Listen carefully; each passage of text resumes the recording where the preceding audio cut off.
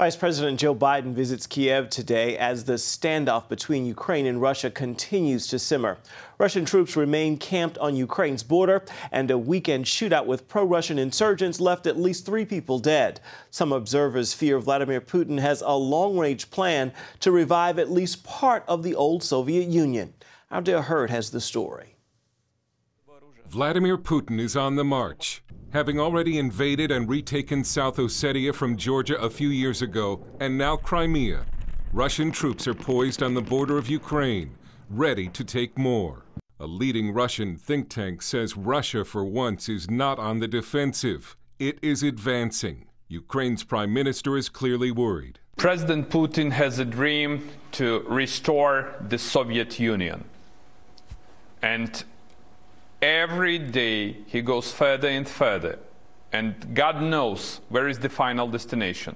But Vladimir Putin's military ambitions carry a steep cost for Russia.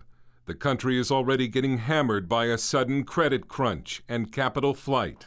$51 billion is said to have left Russia so far, and Russian companies have been shut out of global capital markets almost completely, meaning they'll need state money to stay in business. And American lawmakers say Russia needs to feel more economic pain. I think the time is now to rapidly ratchet up our sanctions, whether it's on Russian petrochemical companies or on Russian banks. And I also agree with Prime Minister Yatsenyuk that the Europeans need to look at this from their security perspective as well. If Russia does get away with this, I do think that there's a potential that a NATO ally is next. And yes, there will be economic pain to Europe, but it's time for them to lead as well. Many are at risk from a revived Russia, including, it would seem, Jews. Anti-Semitic leaflets posted in the city of Donetsk called for the registration of Jews with authorities. It was reminiscent of Nazi-era persecution. The Russian supporters said to be behind the leaflets denounced them as fake, but Jews are understandably upset.